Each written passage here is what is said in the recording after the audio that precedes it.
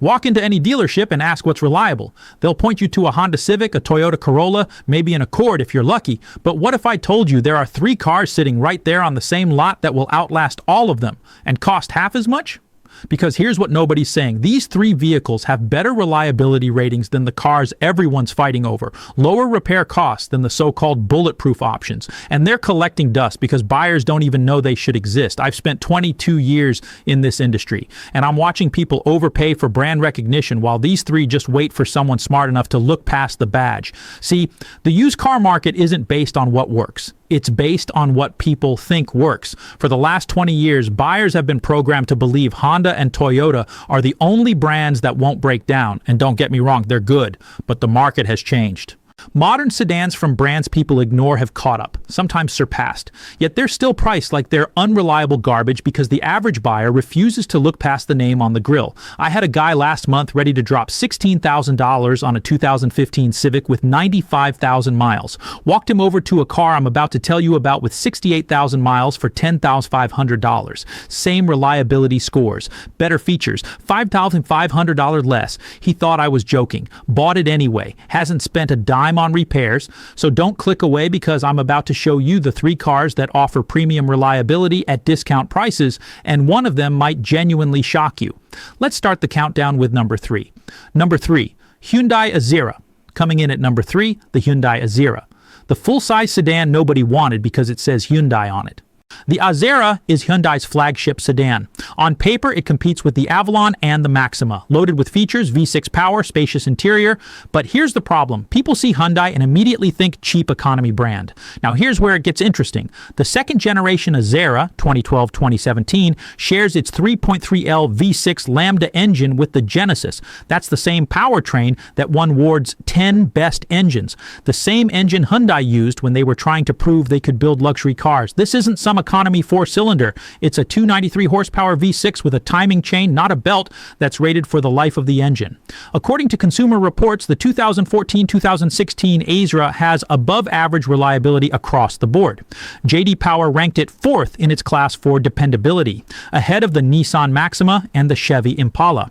RepairPal lists the average annual repair cost at $458. For comparison, the Toyota Avalon averages $463, the Lexus ES350 $468. Internal service bulletins show the Lambda V6 has fewer warranty claims than Hyundai's own 4-cylinder engines. It's actually more reliable. Take a 2015 Azera Limited with 78,000 miles. Average market price right now is $9,200 to $11,500. A same-year Avalon XLE with similar mileage, $14,000 to $16,500. That's a $4,000 to $5,000 difference for virtually identical reliability. I had one in my shop last year with 142,000 miles. Original owner. Wanted a pre-purchase inspection before selling it to his daughter. Pulled codes, checked the transmission, inspected the suspension. 0 issues. Still on the original alternator. Here's the financial kicker. Because these depreciate faster than Toyota, you can buy a loaded limited model with heated and cooled seats, navigation, premium audio for less than a base Avalon. Over 5 years of ownership, the difference in repair costs is negligible, but you've saved $5,000 up front. That pays for a lot of oil changes. Now, what's also telling is Hyundai's 10-year, 100,000-mile powertrain warranty. Even on used models, if it's under 100,000 miles, that warranty transfers. Show me another brand backing their cars like that. Now, next up is a car from a luxury brand. But because it's the wrong model, dealers can't move them.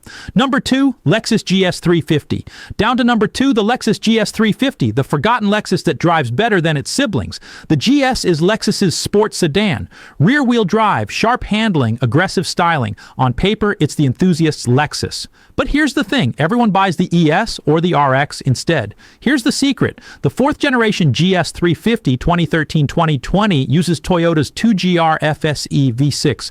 That's the same engine family as the Camry and Avalon, but with direct and port injection. More power, better fuel economy, fewer carbon buildup issues than pure direct injection engines. It's built on the same platform as the Japanese market Toyota Crown, a car so reliable it's used as taxis in Japan, running 400,000 plus miles. Consumer Reports gives the 2014-2016 GS350 an above-average reliability rating in every category except infotainment, which is just dated, not broken. J.D. Power's 2019 Vehicle Dependability Study ranked the GS350 second in the luxury midsize category, ahead of the BMW 5 Series, Mercedes E-Class, and Audi A6. According to Kelley Blue Book, the average repair cost for a GS350 over 5 years is $4,200. The BMW 535i, $11,800. The Mercedes E350, $9,600. A 2015 GS350 with 65,000 miles right now is selling for $18,000 to $21,000. A same-year BMW 535i with similar miles runs $19,000 to $24,000.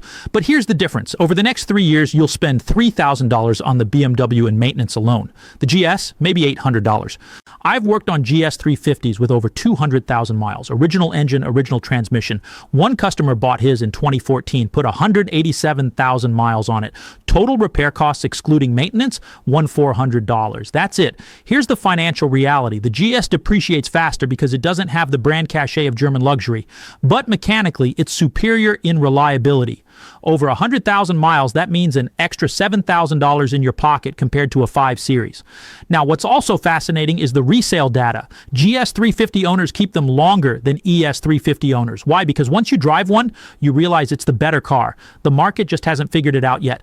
Now, before we get to number one, here's a quick reality check. If you're enjoying this breakdown and want to avoid overpaying for your next car, do me a favor and smash that like button. It helps this channel reach more people who need straight talk about used cars. Down to number one, and this one's controversial because it's from a brand people have written off completely.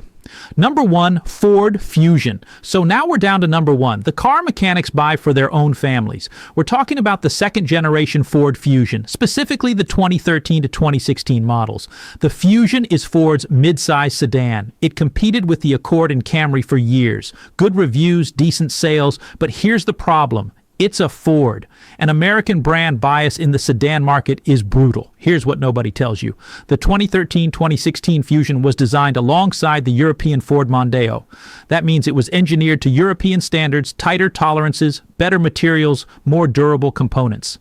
The 2.5L four-cylinder Duratec engine is a direct evolution of the Mazda L-Series engine, back when Ford owned part of Mazda. It's essentially a Mazda engine with Ford tuning. No turbo to fail, no direct injection carbon issues, just a naturally aspirated four-cylinder that runs forever. According to Consumer Reports, the 2014-2015 Fusion with the 2.5L engine has better than average reliability. The transmission, 6-speed automatic from Aisin, the same supplier that builds transmissions for Toyota and Lexus. J.D. Power's 2018 Vehicle Dependability Study ranked the 2015 Fusion above the Honda Accord in predicted reliability. Let that sink in. RepairPal lists the Fusion's annual repair cost at $580. The Accord, $400, but here's the kicker. The Accord costs $3,000 to $4,000 more used. You could afford 6 years of higher repair costs and still come out ahead, except the repair costs aren't actually higher in practice. A 2015 Fusion SE with 70,000 miles is selling for $9,500 to $12,000 right now. A 2015 Accord EX with the same miles, $13,500 to $16,000. That's a $4,000 difference for functionally identical reliability. I bought one for my daughter 2 years ago. 2014 SE, 68,000 miles, $8,700. She's at 103,000 miles now. I've done oil changes, brake pads, and one set of tires. Total repair costs, $0. Last month, a customer brought in a 2016 Fusion with 149,000 miles. Fleet vehicle, driven hard. Wanted me to tell him what was about to break. I put it on the lift, pulled codes, checked compression. Everything was still within spec. Told him to drive it another 50,000 miles. Here's the financial angle. The Fusion depreciates 40% faster than the Accord because of brand perception, but the maintenance costs are nearly identical. Over 10 years and 150,000 miles, you're saving $5,000 to $6,000 on the purchase price and maybe spending an extra $400 in repairs. That's a $5,600 net savings for the same transportation. Now, what's also important is parts availability. Because these sold in huge numbers as fleet vehicles, parts are everywhere and cheap. Brake pads, $40 for a quality set. Alternator, $180. Try finding parts that cheap for a European luxury car. If you're a high-mileage commuter, this car was designed for exactly that. Fleet use, long highway drives, consistent performance. If you want Accord reliability without the Accord price, this is your answer. If you're smart enough to ignore what your neighbor thinks about American sedans, if you want a manual transmission, it's not available. If you need the latest tech, the infotainment is dated but reliable. And if you're buying for resale in 3 years, buy the Honda. The market rewards the badge. This is the best value in the entire midsize sedan market. Mazda-derived engine, Toyota supplier transmission, European standard engineering, and it's priced like people don't know what's under the hood because they don't. If I had to recommend one car right now for someone who needs reliable daily transportation and doesn't care about impressing people, I'd tell them to buy a Fusion and never look back. So here's the bottom line. The market doesn't price reliability. It prices perception. The Azera is ignored because it says Hyundai. The GS is forgotten because it's not an ES or RX. The Fusion is dismissed because it's American. But the data doesn't lie. These three cars have repair costs as low or lower than the reliable brands everyone fights over, and they cost thousands less. If you're shopping for a used car right now, do me a favor. Stop looking at the badge first. Look at the repair data. Look at the engine design. Look at owner reviews from people who've actually put miles on them, because you'll find the best deals are on cars that work perfectly. They just don't have the right name on the grill. The smartest buyers aren't the ones overpaying for Hondas. They're the ones buying the cars nobody else knows about and driving them twice as long for half the cost. As always, if you enjoyed this breakdown, hit that like button. It helps this channel more than you know. Don't forget to subscribe so you don't miss future videos that save you thousands on your next car. Drop a comment below and tell me, what car do you think is the most underrated, reliable option right now? Until next time, drive smart, not expensive. I'll see you in the next one.